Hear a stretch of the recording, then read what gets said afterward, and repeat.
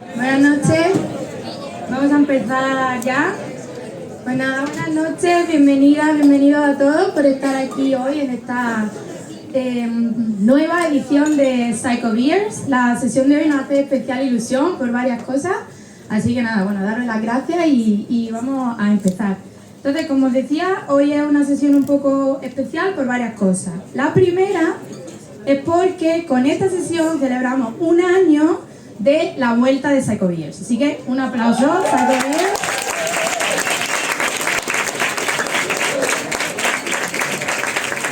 En abril del año pasado hicimos la primera sesión de esta segunda temporada. Así que hemos hecho 8 sesiones con un montón de ponentes excelentes. Hemos llenado el planta un montón de veces.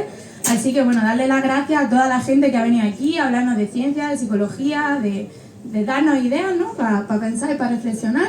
También al Planta Baja por seguir apostando por esta iniciativa.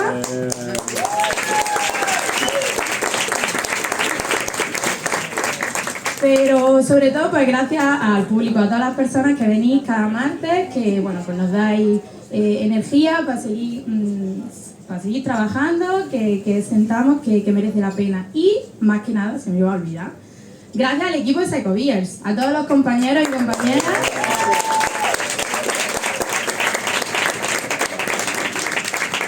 que voluntariamente pues le echamos un ratillo, una orilla, a veces más que menos, ¿no? Pues para seguir siguiendo con esta iniciativa que bueno, que parece que gusta. Entonces, para que quien no lo sepa, quien sea la primera vez que está hoy aquí con nosotras y nosotros, Psychobeers es una iniciativa sin ánimo de lucro, de divulgación científica, y nuestra idea pues básicamente es crear un espacio colectivo para hablar de ciencia, de forma divertida, de forma inclusiva, de forma dinámica en un entorno pues cercano, con una cerveza en la mano y que sea accesible a todo el mundo.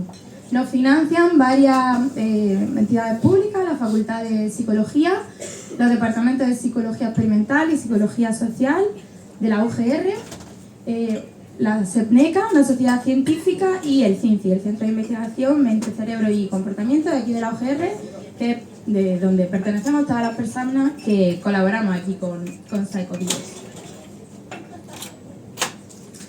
¿Cómo funcionamos? Entonces, como decimos, tenemos financiación de estas entidades, ¿no? Que nos apoyan, que está genial, pero bueno, también queremos pues contar, ¿no? con más iniciativas y con más pues apoyo para seguir trayendo a gente chula, para hacer cosas chulas.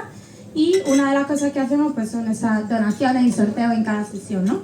Entonces allí al fondo están mis compis con una urna donde pues si tenéis ganas, os sentís con un espíritu de solidaridad un poquito aumentado hoy, pues sería genial que participarais con alguna donación y conseguís a cambio un sorteo. En cada sesión sorteamos unas cosas diferentes y hoy pues bueno, tenemos un sorteo bastante especial.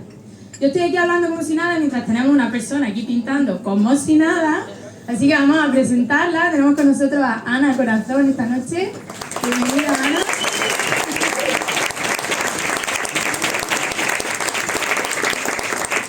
Bueno, Ana es una artista jienense, mi paisana, ¿sí? Así que es una suerte tenerla aquí hoy. Ella es graduada en Bellas Artes por la UGR, artista urbana, también se dedica a la educación. Y bueno, es la autora de la imagen del cartel de hoy y de muchos otros murales chulísimos que están llenando Andalucía, sobre todo espacios rurales, están acercando el arte a la gente, así que tenemos mucha suerte de tenerla esta noche aquí pintando en directo. Va a estar pintando un ratito ahora al inicio y luego durante el descanso. Y vamos a sortear el cuadro que está pintando aquí Ana.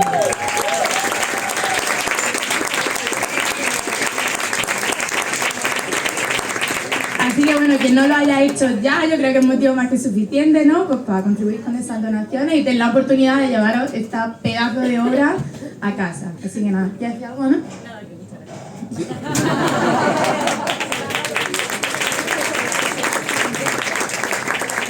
¿Otro poquillo? Puedes seguir.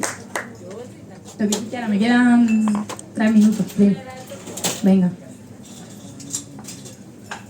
Bueno, entonces, además de los sorteos que hacemos, bueno, también tenemos un merchandising bastante chulo, tenemos camisetas, tote bags, chapitas, y tenemos unas cosas muy chulas que las hace nuestro compañero José. Tenemos estos llaveros con la cerveza, con el cerebro, y estos muñequitos, ¿cómo se llaman? Los Brain Bees, es verdad, porque tienen ese cerebro con el tupé de Elvis. Y nuestro amigo José, nuestro compañero José, el encargado de estas piezas tan chulas. Podéis seguirlo en redes, es Your Own Anatomical Model. Entonces hacéis distintos modelos anatómicos con impresiones 3D, los que tenemos aquí para bueno, vender y también sortear en algunas ocasiones. Bueno, os animamos también a que lo conozcáis, porque incluso podéis encargarle pues modelos personalizados. También anunciamos que tenemos ya la fecha de la próxima sesión, que será el 27 de mayo, sobre True Crime, y va a ser la última de esta temporada. Ya luego retomaremos después del verano, así que anotadlo en vuestra agenda, vuestros calendarios, que con esto cerramos la temporada. Aquí tenéis nuestras redes, Instagram, Facebook, tenemos disponible en YouTube todos los vídeos de las sesiones, nuestro correo. Y también hoy tenemos como novedad que estrenamos página web, ¿vale? También podéis encontrarnos online con un poco más de descripción del proyecto, con enlaces a todos los vídeos y bueno, más información de contacto. Así que ya nos centramos en la sesión de hoy. Un tema, la verdad, que nos hace mucha ilusión, hablar de arte, hablar de creatividad, y tenemos mucha suerte de contar con las tres personas que van a estar hoy, que sin duda son ponentes de lujo, que nos hacen tener un cartel realmente de cine, ¿no? Empezamos con Guillermo Tomás, que también, bueno, es otro de los motivos por el que estoy aquí yo hoy, ¿no? Y también me hace especial ilusión. Guillermo es mi compañero. Guillermo es compañero investigador, psicólogo, investigador también del CINCI. Trabaja estudiando, investigando cómo se relaciona la memoria con el pensamiento creativo. Y además de eso tiene una faceta como dramaturgo, él es artista él mismo, ¿no? El año pasado estrenó su primera obra de teatro, El invernadero de Mesa, que esperamos poder verla pronto nuevamente en los teatros. Os animo también a que le sigáis la pista. Y hoy pues tenemos mucha suerte de tenerlo aquí, porque nos va a permitir mirar a la creatividad desde una lente, una perspectiva científica. Nos va a hacer cuestionarnos muchas ideas que hemos visto a lo largo de nuestra vida sobre creatividad, y darnos muchos datos sobre cómo entendemos y qué pensamos sobre creatividad. Así que cuando quieras, Guille, muchas gracias y estamos deseando escucharte.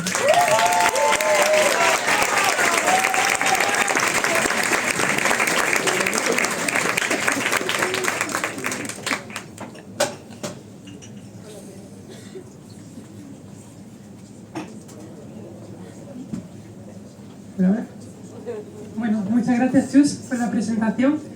Muchas gracias a todo el mundo que ha venido. Estoy súper contento de ver aquí tanta gente de mundillos diferentes, del mundo de la ciencia, del mundo del teatro. Y gracias a Planta Baja también y al grupo de la Psicobies por esta oportunidad. Así que bueno, vamos a hablar un poquillo de ciencia. Mi idea hoy es hablar un poco sobre la investigación que hay sobre creatividad, ¿no? Sobre lo que yo hago en la tesis, desde un punto de vista pues científico, ¿no? Entonces, aprovechando que hay aquí como bastante gente que son mis compis de cabaret, mis compis de teatro, pues quería empezar con una reflexión. Y es que hace una semana en mi clase de cabaret pues nos dijeron que buscásemos inspiraciones con la moda para crear un personaje. Buscar en internet modas que te llamen la atención. Y yo, como había visto en los Goya a Macarena Gómez con su capuchita, que es lo que ha llevado ella este año, pues a mí esto me llamó mucho la atención, me parecía horroroso, la verdad. Entonces, como que bueno, me interesó esto de las capuchitas y me puse a mirar como distintos modelos de moda que utilizan capuchitas. Y me encontré con esto, que es como una capucha de un castillo. Entonces, la primera vez que lo vi dije, ostras, es maravilloso, me parece súper bonito. Pero luego dije, esto es un poco circo, ¿no? Una persona que se pone un castillo en la cabeza, no sé si también es horroroso. Entonces, creo que esa reflexión entre si esto es un circo o es una fantasía, o si es creativo o no es creativo, es algo a lo que me enfrento cada día cuando investigo la creatividad en el laboratorio. porque es una pregunta que tengo que resolver cuando los participantes y las participantes me dan su idea y yo tengo que determinar si algo es creativo o no es creativo. Entonces, ¿qué nos pasa a los psicólogos y a las psicólogas cuando investigamos la creatividad? Y es que tenemos que medirla. Nosotros, si lo vemos desde un punto de vista científico, necesitamos cuantificar algo que aparentemente no es muy cuantificable, ¿no? Porque la creatividad al final es un concepto de tipo más filosófico que no se ve, pero nosotros tenemos que determinarlo de alguna manera. Entonces, ¿cómo lo hacemos? Para medir la creatividad, lo primero que tenemos que hacer es definirla. Entonces, os voy a enseñar la definición que tenemos en ciencia sobre la creatividad. Esta es la definición estándar, que dice que algo se considera creativo cuando es original, es decir, cuando es algo que no es como común, elaboración normal, una idea, ¿no?, que no tendría mucha gente, pero que además es útil o inteligente, ¿no? Una idea tiene que ser útil para ser considerada creativa. Entonces, claro, si tenemos, por ejemplo, la primera persona que inventó la brújula, era una idea que en su momento era muy original, algo que no se le ocurre a cualquier persona, y además es útil e inteligente, es decir, se puso a prueba y funcionaba, servía para algo.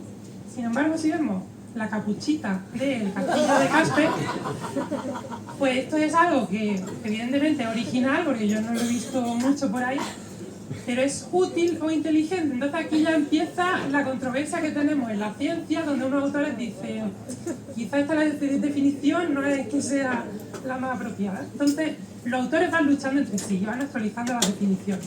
Y hay una definición que a mí me gusta más, que es la que dice, ¿no?, que además de ser original, tiene que ser algo relevante o que sea efectivo en el contexto en el que se aplica. Entonces aquí ya podríamos decir que esta capuchita de Castillo de Casper, a lo mejor en un contexto más literario, ¿no?, o en un contexto más poético, podría tener un sentido, pero en otro tipo de contextos, pues no. Entonces, dependiendo del contexto, podríamos decir si algo es creativo o no es creativo.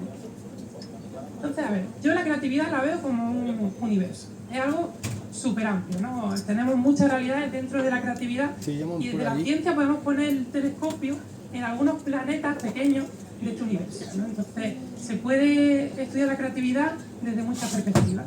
En investigación, pues tenemos personas que se dedican a investigar la música, la creatividad, ponen a una persona a improvisar una partitura o a leer una partitura y ven diferencias de lo que ocurre en el cerebro. Tenemos la gente que investiga la creatividad malévola, porque aunque nosotros pensemos que la creatividad es siempre para bien, también está pues la gente que hace estrategias de guerra, la gente que hace estrategias para robar un banco, que necesitan un montón de creatividad, y hay algunos laboratorios que se dedican a medir la creatividad malévola, ¿no?, que es como un tipo de creatividad específico. O también como la gente que hace escritura creativa, ¿no? Hay como muchos tipos de formas de estudiar la creatividad. Pero en el laboratorio, las dos tareas principales o los dos tipos de pensamiento o aspectos de la creatividad que nosotros estudiamos son dos, que son el pensamiento convergente y el pensamiento divergente. ¿Qué son estas cosas? Pues el pensamiento convergente sería la capacidad que tenemos las personas de unir ideas que aparentemente no están conectadas, pero sacar una única respuesta posible, una única solución posible para resolver ese problema.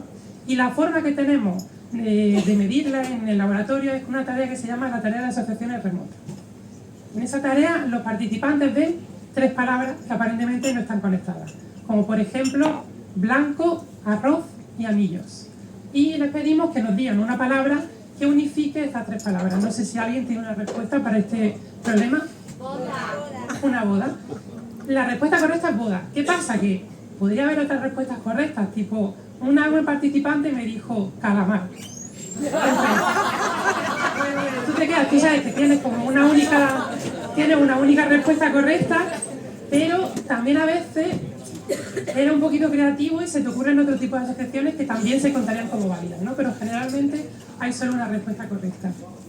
Por otro lado, el pensamiento divergente sería la capacidad de generar numerosas ideas posibles como solución a un problema determinado. Y la tarea que utilizamos casi siempre es la tarea de uso alternativo. Esta es a la que yo me dedico, llevo haciendo esta tarea ya 5 años y es una tarea muy sencilla, donde le damos a los participantes un objeto, como por ejemplo un paraguas, y le decimos, dime en un tiempo determinado todos los usos que a ti se te ocurran que harías con un paraguas que no sea para protegerte de la lluvia.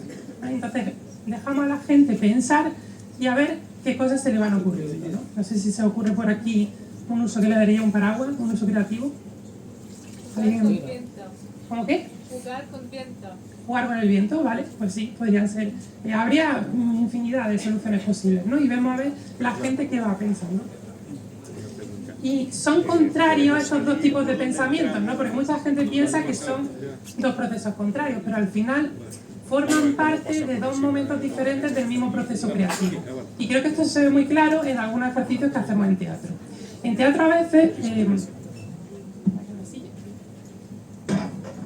dicen, vamos a construir un personaje, y nos dan una silla y nos dicen, tenéis la canción que os ponga, tenéis aquí toda esta canción y tenéis tiempo para pajarear y sentaros de forma diferente en esta silla, ¿no? Entonces, empezás con la canción y tú estás como probando a sentarte así, luego te tumbas, luego te pones boca abajo, cuando ya la canción lleva un rato ya se te empieza a ir la olla con la silla, ¿no? Pero un poco el concepto, ¿no?, que tenemos en esto. Entonces, esa primera parte, ¿no?, donde tú estás con la canción generando un montón de formas de sentarte, sería la parte divergente. Pero llega un momento donde seguramente alguien te diga, vale, ahora coge 3 formas de sentarte que te hayan gustado y de ahí sácame un personaje que se sentaría de esas 3 formas, ¿no? Tú al principio a lo mejor has cogido 3 formas de sentarte muy random y tienes que crear con un personaje que se sentaría de esas 3 formas. Y en ese momento ya se necesita esa convergencia, ¿no? Esa sería ya otra parte del proceso creativo. Entonces, vamos a pasar a saber, ya habiendo puesto un poco la forma en la que nosotros medimos la creatividad, vamos a hablar de qué sabemos, qué hemos aprendido sobre la creatividad en todo el tiempo que llevamos investigando. Y la cosa es que aquí voy a hacer una advertencia. Y digo que la creatividad está de moda. Cuando algo está de moda, pues se suelen decir muchas tonterías sobre algo que está de moda, ¿no? Entonces vamos a encontrar un montón de gente hablando de creatividad y no siempre van a decir información que sea correcta, ¿no? Vamos a encontrar TikToks, titulares de noticias, va a haber como muchas fuentes. El otro día encontré como taller de psicocreatividad, ¿no?, que lo vendían como desde una perspectiva científica, pero cuando tú te pones a leerlo no hay nadie de psicología que esté involucrado en esas cosas que se están diciendo. Entonces, dentro de esto voy a contar un poco sobre qué cosas sabemos o hemos encontrado en la ciencia sobre la creatividad. Y algunos de estos mitos de los que se hablan, pues los voy a desmentir. Entonces voy a hacer como una pequeña pincelada de 5 cosas. Voy a hablar un poco del cerebro en la creatividad, os voy a hablar también sobre la memoria y cómo se vincula la creatividad, que son los temas que yo investigo. Os voy a hablar del rol de la locura, o si realmente hay una asociación entre la salud mental y la creatividad. Y luego también voy a hablaros sobre si la droga y el alcohol influyen en la creatividad y qué pasa con ChatGPT, ¿no?, que es como un tema que está como muy candente. Vamos a empezar hablando del cerebro, ¿no? Me gustaría lanzar una pregunta. Si os digo qué hemisferio del cerebro es el que se vincula con la creatividad. Y levantad la mano si pensáis que es el derecho, la mano derecha, y la mano izquierda si pensáis que es el izquierdo. Para ver un poco por dónde va el conocimiento general, si no lo sabéis, pues... Vale. Veo un poco de todo, principalmente el derecho. Vale, bueno, un buen tanteo, un buen tanteo. Esto es para reírme ahora de vosotros. Si tú pones en Google cerebro creativo, las imágenes que te salen son estas, ¿no? Si ampliamos una, pues vemos que el cerebro, el hemisferio derecho, es el que se vincula con temas como dicen, pues la creatividad, la paz, la imaginación, la alegría, ¿no? Estas cosas, ¿no? Como un área del cerebro que se dedica a la paz. Es curioso, pero en algunas imágenes sale. Si habéis visto la última película de Avatar, también había una parte del cerebro de la ballena que se dedicaba a la paz. Yo el otro día fui a Nevada, me encontré con esta camiseta que la gente la ve y dice, tú que estudias la creatividad, te la voy a comprar, ¿no? Luego grandes divulgadores como Pablo Moto, Pablo Moto habla a veces de cerebro, también habla de neurociencia y habla mucho de esto de los 2 hemisferios. Bueno, pues esto es un mito. O sea, ahora mismo, a partir de ahora, quiero que nadie se compre esas camisetas que tienen los cerebros partidos por la mitad, porque no es verdad. Y no decimos que no es verdad por azar, es decir, tenemos hoy en día técnicas de neuroimagen y electrofisiológicas que nos han permitido mucho conocer cómo funciona el cerebro cuando estamos generando ideas creativas. Entonces, las técnicas de resonancia magnética pues permiten meter a la gente en ese tubo donde están siempre súper claustrofóbicos y los ponen a pensar ideas. En la tarea, por ejemplo, esta de los usos para el paraguas, pues no pueden hablar, porque si hablan se genera un montón de ruido, ¿no? Pero ellos tienen un botoncito y lo van pulsando cada vez que generan una idea, ¿no? Entonces tú ahí puedes ver qué partes del cerebro tienen más sangre en ese momento, no tienen más, están más oxigenadas. Por otra parte, las técnicas como el electroencefalograma no son buenas diciendo cuál es la parte del cerebro que actúa, pero sí saben como el momento temporal donde hay un tipo de actividad eléctrica concreta, ¿no? Entonces, a lo mejor, si a ti te interesa ver desde que yo te digo paraguas hasta que tú generas tu primera idea, qué tipo de actividad hay en ese momento, pues podemos determinar esos puntos temporales. Entonces, sabiendo esto, sabemos que todo el cerebro está involucrado en la creatividad. Cuando generamos ideas es un proceso muy complejo que involucra muchas partes del cerebro, ¿no? Que están interconectadas entre sí. Y hay una frase que a mí me gusta mucho que es como muy sencilla, dice: la creatividad es el resultado extraordinario de procesos muy ordinarios, porque al final los procesos que hay a la base de la creatividad son muy básicos, como la memoria, la atención, el control cognitivo, el lenguaje. Son procesos muy sencillos. Y no es correcto hablar de hemisferios, sino de redes, ¿no? A día de hoy sabemos que hay redes que son como varias áreas del cerebro que están interconectadas entre sí y que trabajan cuando nosotros estamos generando ideas creativas. Y se conocen dos redes. Esta que hay aquí en azulillo se llama la red por defecto y la otra se llama la red de control ejecutivo. La red por defecto es la que está más involucrada en la simulación mental, en cuando recuperamos ideas de la memoria para generar ideas, en cuando tenemos un pensamiento mucho más espontáneo, menos controlado. Y sin embargo, la otra red, la de control ejecutivo, es la que nos permite focalizarnos más, inhibir la información que no nos hace falta para conseguir la idea, ¿no?, que realmente queremos conseguir.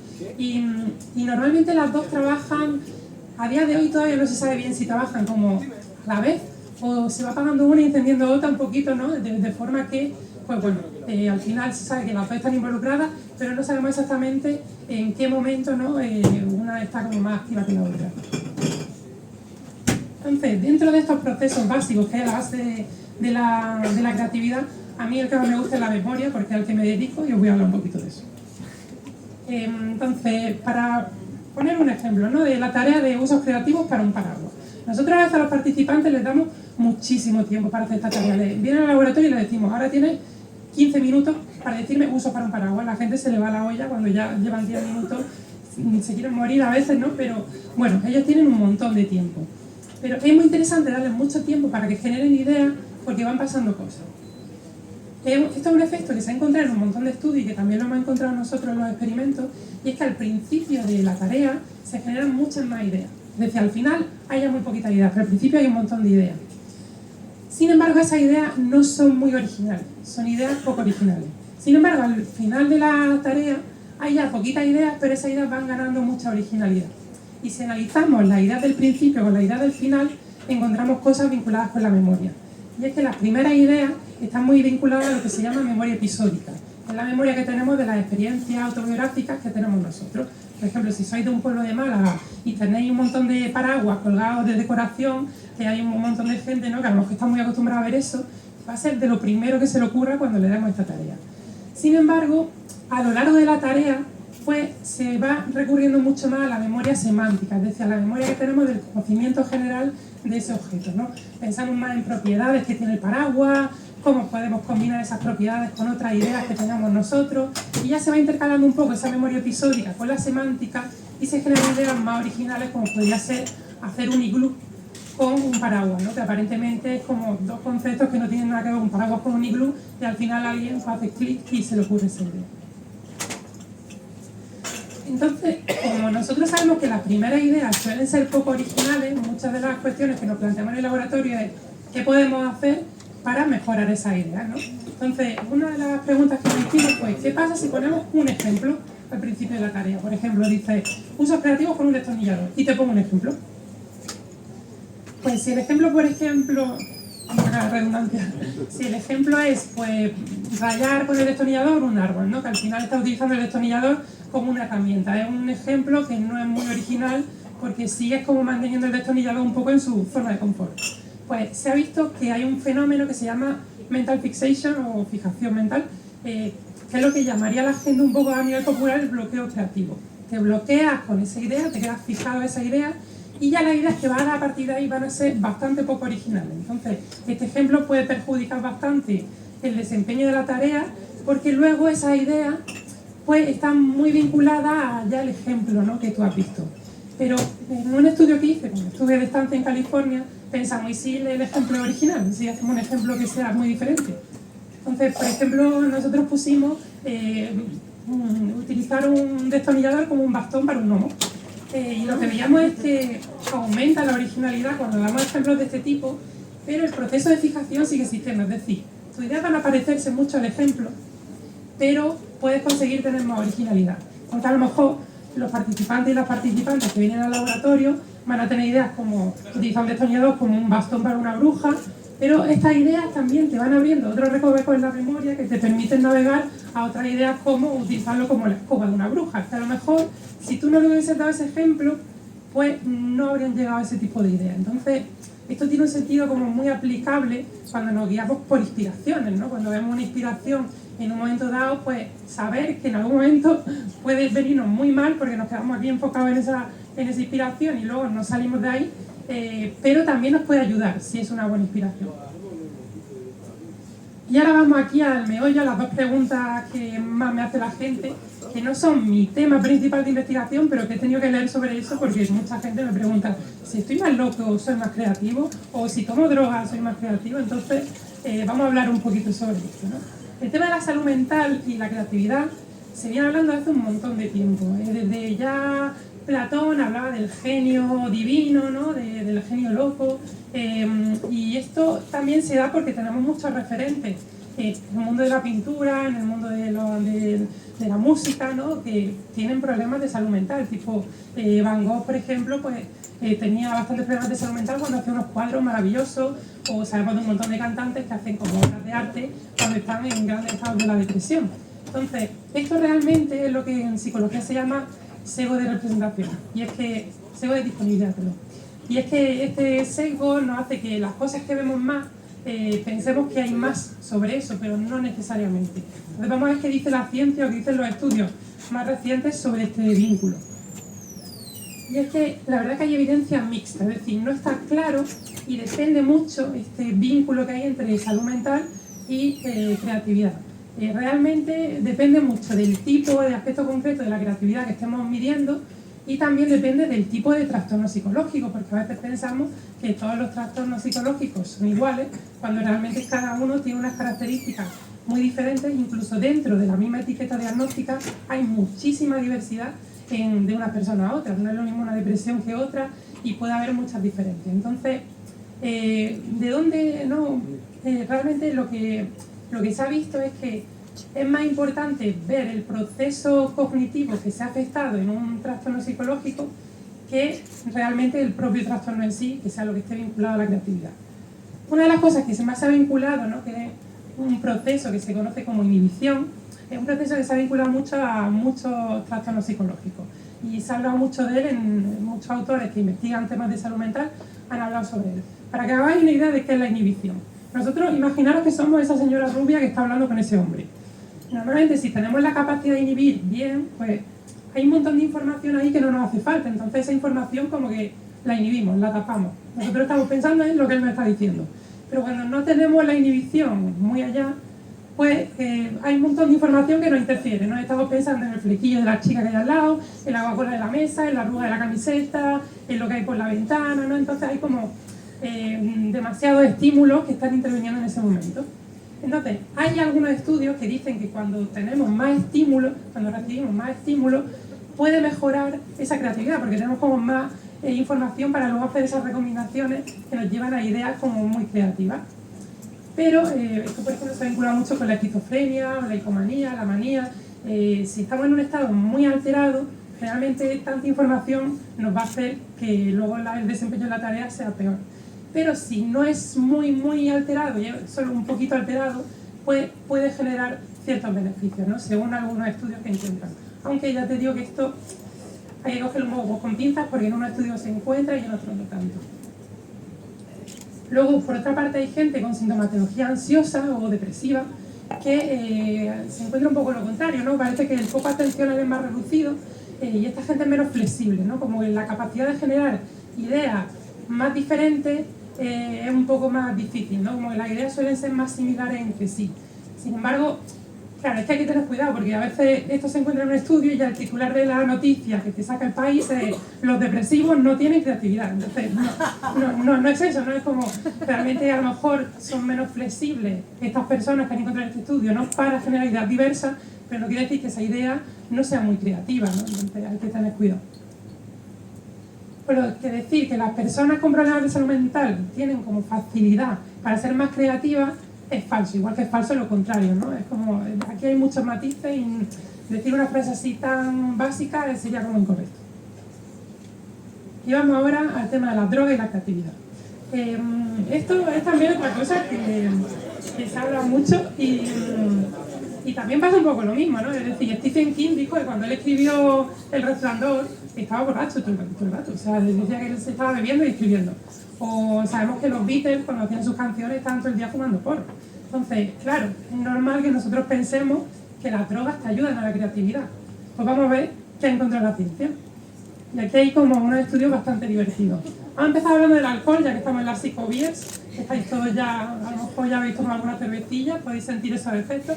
Sabemos que el alcohol es un depresor del sistema nervioso central, ¿no? Nos apaga un poquito el prefrontal y nos desinhibe. Creo que todo el mundo sabe los efectos que tiene el alcohol. Pero hay algunos autores pues, muy graciosos que dicen vamos a emborrachar a los participantes que vengan a hacer tareas de creatividad, ¿no? Entonces este fue un estudio que se hizo en 2020 donde trajeron a grupos de participantes donde a un grupo le daban 1 litro de cerveza, a otro grupo le daban medio litro de cerveza y a otro grupo le daban una cerveza placebo, es decir, una cerveza que no era con alcohol, pero ellos le decían que tenía alcohol, para que la gente que se sugestiona vean también qué pasa con estas personas.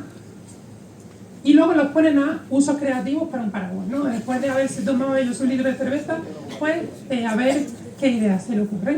Entonces, ¿qué encontraron en este estudio?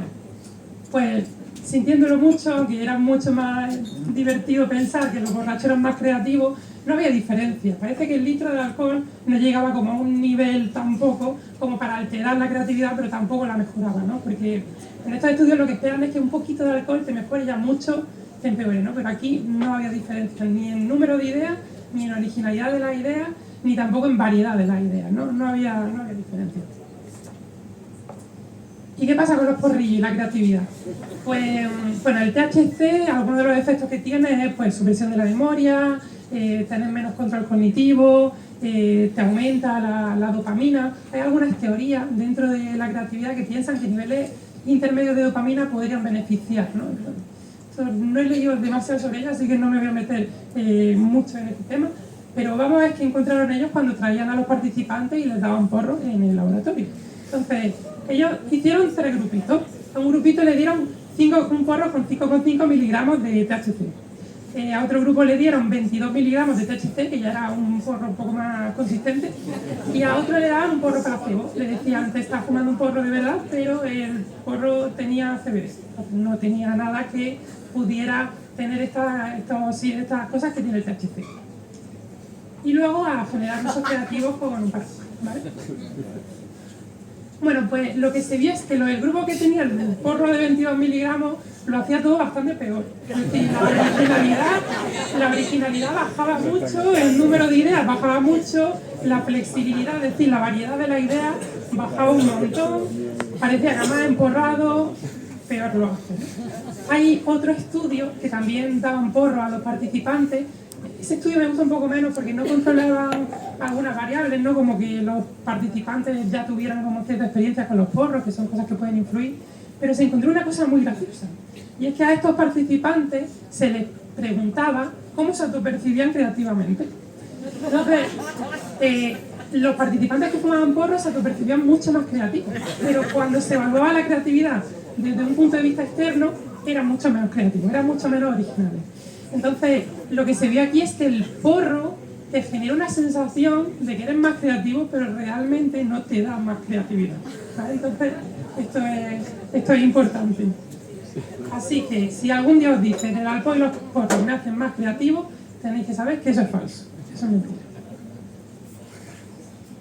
Y ahora ya, por último, vamos a hablar un poco de qué pasa con ChatGPT. Porque ChatGPT es algo que ha llegado en los últimos años y ahora pensamos que es la muerte de la creatividad, ¿no? Entonces, interesa mucho investigar sobre esto y desde 2022 pues se están haciendo pues varios estudios para ver quién es más creativo, ¿no? Si gana ChatGPT o ganan las personas. Y es que ChatGPT al final es como una memoria gigante. Igual que nosotros tenemos información y recomendamos esas ideas para generar nuevas ideas, ChatGPT hace lo mismo. Entonces, si ChatGPT tiene mucha más memoria que nosotros, podríamos pensar que va a ser más creativo que nosotros sí o sí. Y hay un estudio que se hizo el mes pasado, esto es ahora como muy reciente, en marzo, y lo ponían a prueba. Les ponían usos creativos con un paraguas a un grupo de personas y luego a ChatGPT varias veces.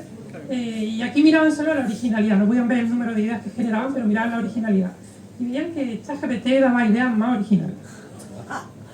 Pero las personas daban ideas más factibles, más posibles de llevar a cabo. Esto es algo que yo también he visto en el laboratorio cuando vienen los participantes, y es que yo creo que también hay un poco de miedo a ser fantasioso, a dejar volar la imaginación, ¿no? Y entonces ChatGPT al final te hace caso a una instrucción, pero las personas también están un poco encasillados en dar ideas pues que a lo mejor no se salgan un poco de este experimentador que me está aquí preguntando cosas y va a pensar que estoy loco, ¿no?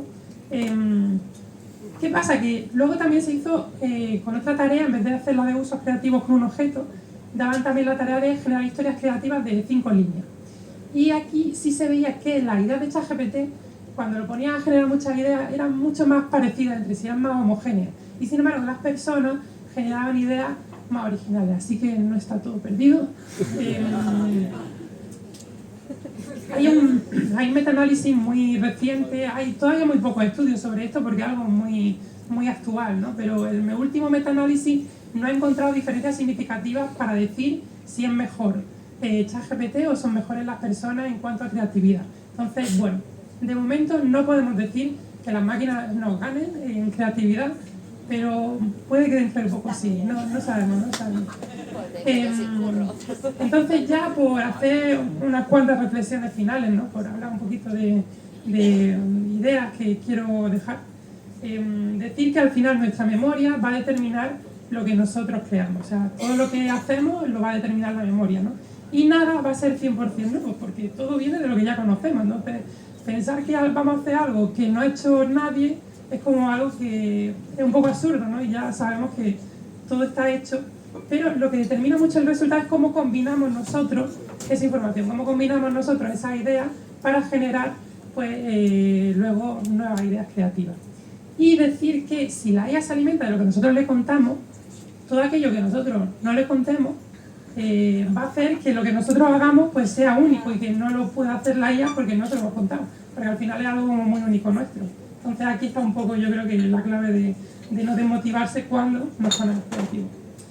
Y ya está, me gustaría finalizar con una pregunta. Si os tenéis que comprar una camiseta, a ver si me habéis hecho caso, si os compráis la primera o la segunda. Espero, la segunda, muy bien, voy a probar el examen. Y ya está, muchas gracias. Si tenéis preguntas.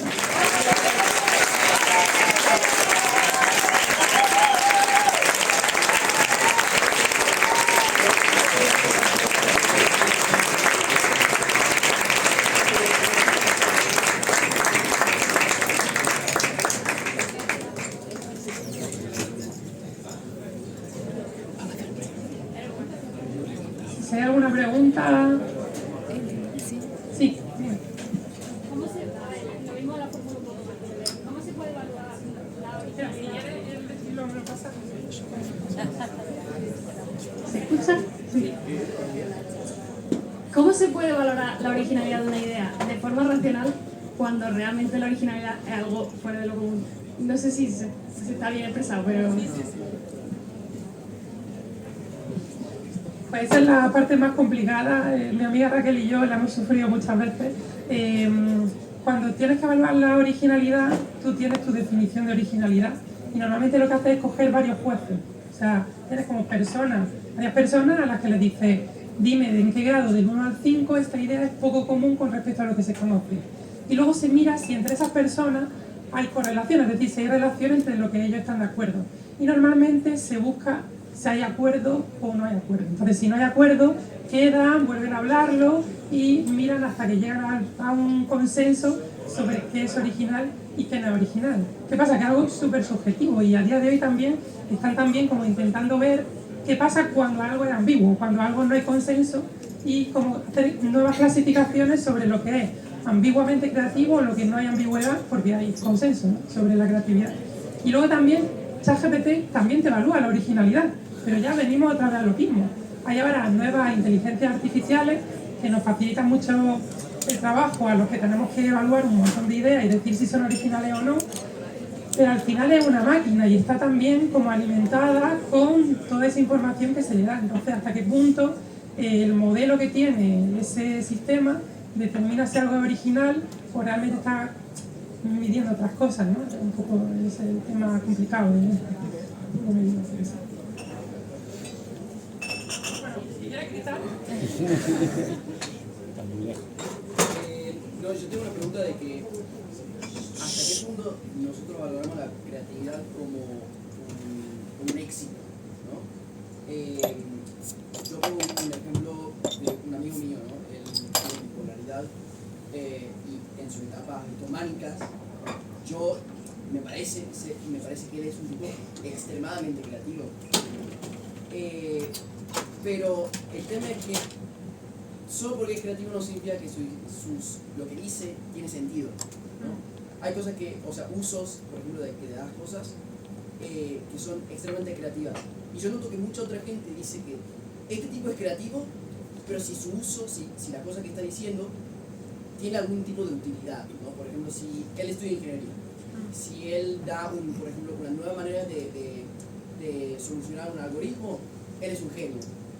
Pero si él, por ejemplo, no sé, le pone un melocotón a una hamburguesa, él es un loco, digamos, no tiene sentido lo que está haciendo.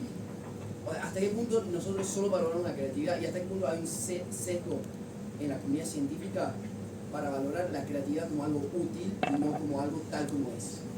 Pero por eso también evaluamos la originalidad, que lo tenemos como una dimensión aparte, y la originalidad ya sí que entra todo, ¿no? Porque muchas veces pasaba esto, ¿no? Como en algunos científicos y científicas dicen eso, ¿no? Que a lo mejor una persona con esquizofrenia tiene un delirio que suena como algo súper original, pero no tiene ningún sentido. Entonces, sí, la definición de la comunidad científica consideraría que ese delirio no es creativo, pero sí puede ser original. Y no quiere decir que la originalidad no sea importante también en otros ámbitos. Pero si consideramos que algo tiene que ser apropiado en un contexto determinado, quizás esa idea un poco loca no serían consideradas creativas, porque se entiende la creatividad como algo que tiene que tener una finalidad para algo, ¿no? Algo que tenga... Otra pregunta. Vale, sí. ¿Y por qué, por ejemplo, no se estudia más? Porque si la creatividad es algo, yo no considero subjetivo, simplemente es más determinado socialmente. ¿Por qué no se estudia más cómo nosotros pensamos lo que es creativo? Cómo la persona exterior al sujeto supuestamente creativo. Se estudia también, o sea, hay como varios estudios que también, como que los propios evaluadores de la creatividad, pues se nos estudia a nosotros y ver también qué cosas determinan que algo se considere creativo o no en función de la percepción, ¿no? Que al final sería como, esto que he contado yo es más como el proceso creativo y los procesos que hay de la persona que crea, pero sí que es muy interesante también estudiar la persona que recibe la creatividad y qué percibimos como eso, ¿no? Y sí que hay muchas diferencias culturales, de hecho hay muchos estudios que a lo mejor pues, esto funciona en una cultura determinada, pero en otra no pasan otras cosas, ¿no? Justo quería preguntar yo sobre cómo afecta la distintas culturas y también el rol de la clase social en lo que sería la creatividad, porque obviamente hay grandes ejemplos como sería la inspiración del caso de la obra africana, del arte africano, para después cubrirme también de artistas, por ejemplo, artistas musicales, no sé si conocéis uno, que era un genio de la percusión, pero que era un mendigo que vivía en Nueva York, y cómo también afecta también la cultura de distintas formas de arte, Pues seguro que afecta, o sea, eso es ya de la psicología social, es decir, claro, aquí estamos los distintos departamentos mezclados. Y te la pregunta, Sí, la pregunta es cómo afecta la clase social y la cultura a la creatividad. Pero claro, o sea, es verdad que no es mi campo de investigación y no me atrevo a decir, pero estoy seguro de que si tú te pones a investigarlo, vas a encontrar cosas, ¿no? De que en función de la clase social, o yo creo que es más la cultura al final, porque no lo sé, pero sí, o sea, el concepto, ¿no? O la definición que es de la creatividad puede ser muy, muy diferente.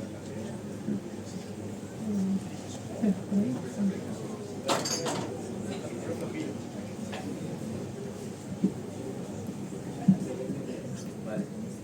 Yo te quería preguntar, por dentro ya de la conducta normal, ¿qué conductas o qué variables matan la creatividad?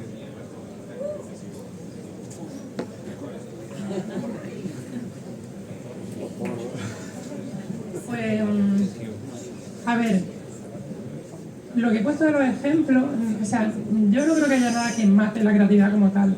Sí puede haber cosas que perjudican a la creatividad, ¿no? Lo que he puesto de la información que tenemos previa, muchas veces nos genera una barrera para generar ideas, ¿no? Es como un impedimento, no siempre por saber más eres más creativo, porque a veces el hecho de tener ese conocimiento previo te va a generar esa interferencia y va a hacer que no seas tan creativo, ¿no? Eso a nivel del conocimiento. Pero sí que es verdad que a lo mejor nos podemos ir a variables más amplias, tipo el sistema educativo, ¿no? Distintos modelos de educación que también puedan hacer que la creatividad se fomente con un determinado tipo de...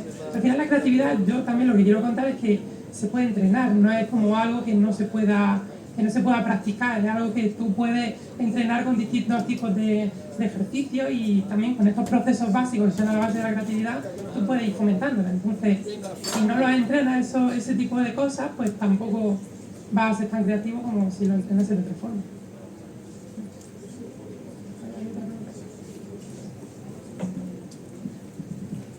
¿Qué papel tiene la creatividad en los sueños o viceversa, los sueños en la creatividad? ¿Eso también se estudia o se parametriza de alguna manera?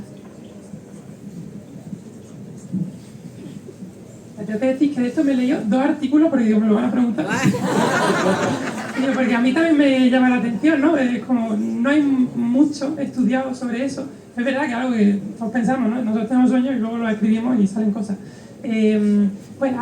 Pues el artículo este que me leí, no sé muchísimo sobre el tema, ¿no? Pero este artículo que me leí veían como que la gente que tiene sueños más vívidos suele tener ideas más creativas cuando hace este tipo de tareas que cuando no tiene esos sueños vívidos. Y también se relacionaba mucho con estas redes cerebrales por defecto, ¿no? Estaban como estas 2 redes, pues con una de ellas, ¿no? Como que se vinculaba mucho con el tema de los sueños, y hay como algunos estudios que intentan ver un poquillo sobre eso.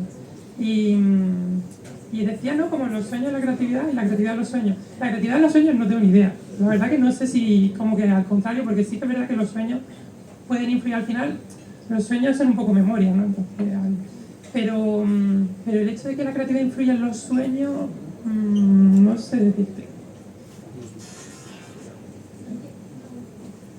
¿Cuál es de las redes en la que se activan los sueños? ¿La de por defecto o la de por Por defecto, sí, es la de los sueños.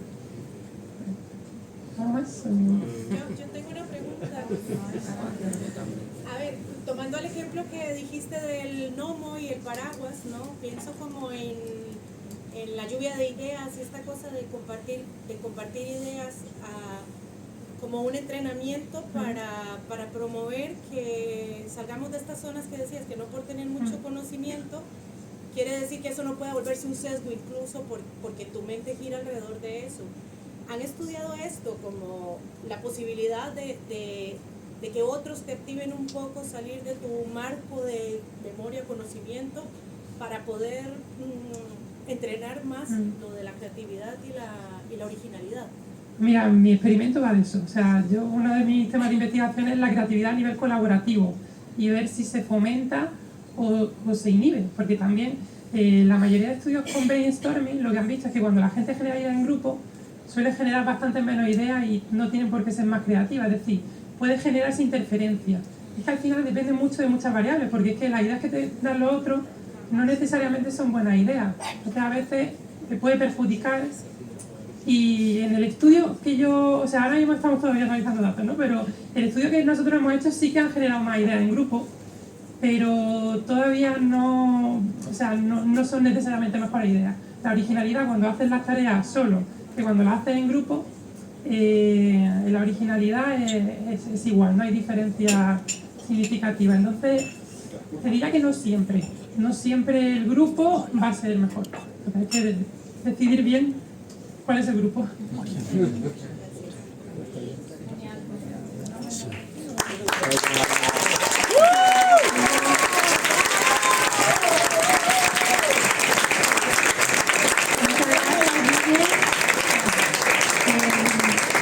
Tengo que cortar las preguntas, pero nos queda mucha noche todavía, entonces vamos a hacer un descanso. Vamos a darle más tiempo a Ana para que pueda seguir pintando. Ana, cuando quiera. Entonces nada más hacer un descansito, ¿vale? Os recordamos, bueno, que toméis lo que queráis y que tenemos allí al fondo la hucha con las donaciones y las papeletas para el sorteo. Así que nos vemos en un ratito.